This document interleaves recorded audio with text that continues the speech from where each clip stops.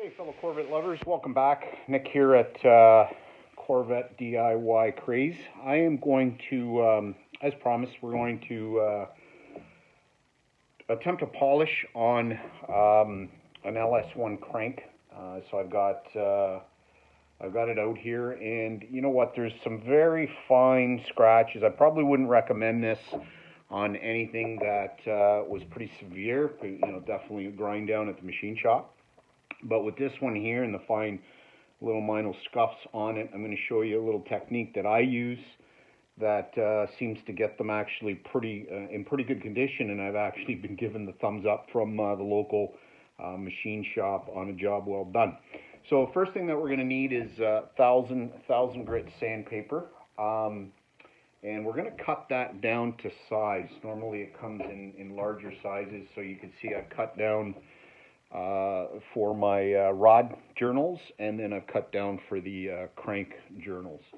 So after that, we're going to take some WD-40, shoot some WD-40 on the particular journal that we're going to be working on.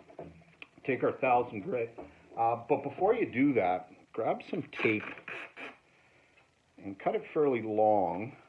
You take your 1000 grit, put it on that crank journal, wrap it around best you can, and don't wrap it tight. You want to give it just a little bit of give, and then throw your tape in there. And the reason you're making the tape this long is because the actual sandpaper has now got some lubricant on it. It may not stick well to the paper, but it'll stick just fine to itself if you come right around and just stick it down that way.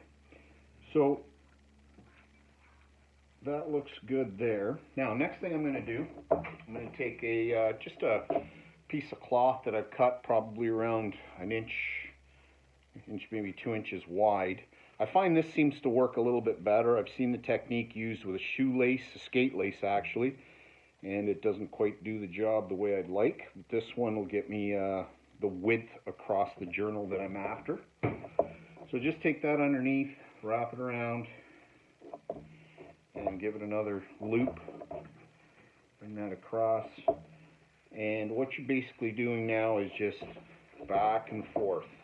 Okay, actually, it's a great workout. I feel like I'm on the old elliptical machine, which I never go on.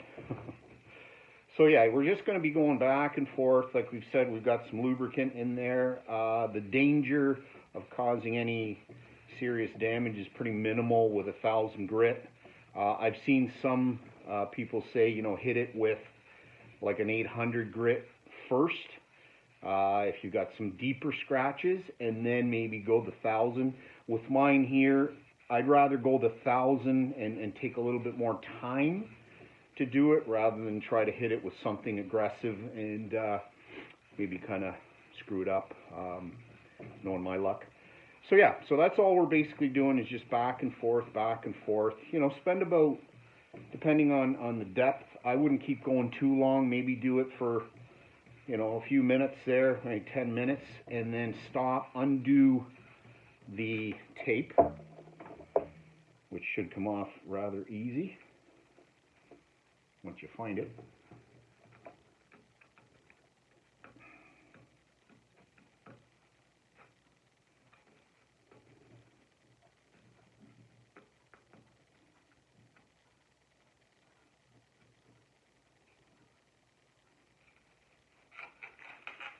There you go, just pulls right off just like that. And then what you would do is you could take the same rag and just stick it in there by itself.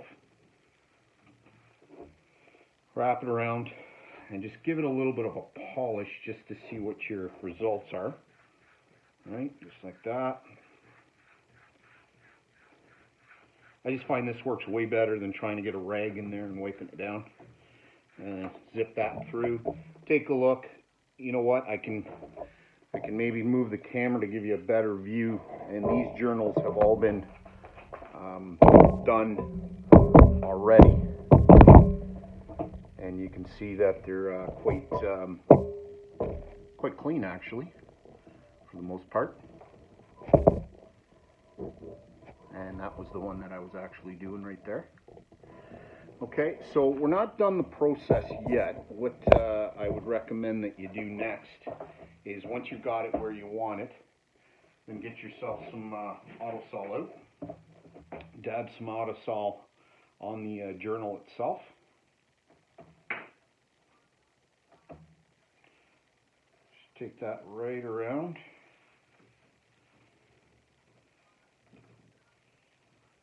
There you go. Grab your little rag here that you've cut.